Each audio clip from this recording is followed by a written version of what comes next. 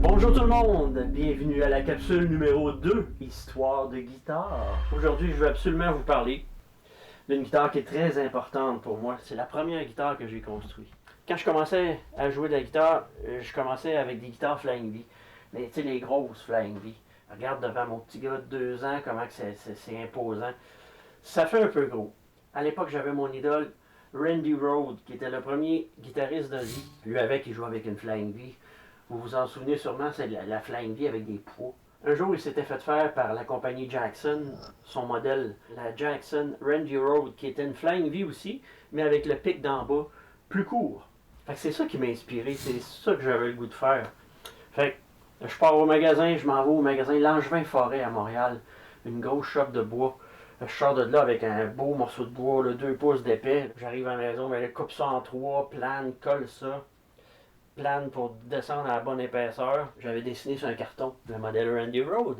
Fait que là, j'avais mon body, le manche.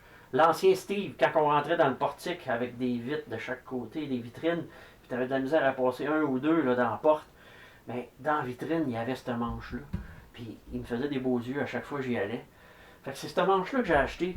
Fait que ça vient de chez Steve, puis il est scalopé. Il est scalopé à partir du 11e fret. Fait que toutes les frettes en bas sont normales. À partir d'ici, le 11e, ils sont scalopés, ça veut dire qu'ils sont toutes creusées comme ça. C'est beaucoup plus facile, tu as l'impression de flotter. Moi, j'aime bien ça. À l'époque aussi, ça venait de sortir les pick-up EMG. Les pick-up EMG, c'est des pick-up actifs. Ça fonctionne avec des batteries 9 volts. Fait que ça, c'était tout nouveau. Fait que je me suis dit, OK, c'est ça, je vais mettre dessus. Tremolo Floyd, parce que j'aime ça, c'est violent, c'est agressif. J'ai voulu abandonner la musique. Je retournais à l'école. Je me suis inscrit Cégep du Vieux-Montréal en audiovisuel. Ma musique de côté, m'en vais à l'école, je vais faire mon sérieux. Ça n'a pas été long. Je me suis remonté à Cégep en spectacle. J'ai rencontré des musiciens vraiment top. On avait fait une toune de Pagliaro, les bombes. On avait fabriqué un gros globe terrestre avec du styromousse. On avait peinturé le globe terrestre dessus. Puis ça, c'était sur le stage. Puis à la fin de la toune, les bombes. Pow! Eh ouais, vous avez fait un saut, hein? Ben, imaginez le monde dans la salle, comment ils ont fait le saut. Je pense même qu'il y a des toupettes qui ont brûlé.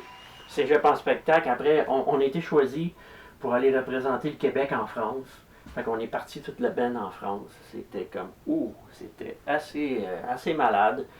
Fait qu'on, puis cette guitare-là, j'ai pas osé l'amener parce que j'avais peur qu'elle se fasse briser ou que je la perde dans le transport, quand même aller en Europe. Fait que j'ai eu Kettel, fait que j'ai amené sa sœur, sa petite sœur inversée. C'est elle qui a fait le voyage. En revenant de la France, 2-3 mois après, le producteur Guy Latraverse a décidé de faire un show au Spectrum de Montréal qui s'appelait Les meilleurs moments de Cégep en spectacle. On était là.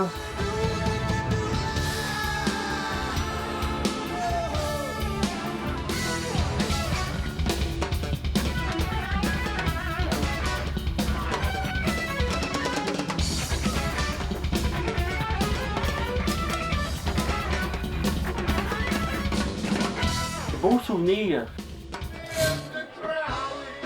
Et Mr. Crowley. Hey, j'espère que vous avez aimé ça. Êtes-vous prêts pour une autre capsule? Ça va falloir revenir. Et en attendant, on se laisse sur Randy pour des bons souvenirs.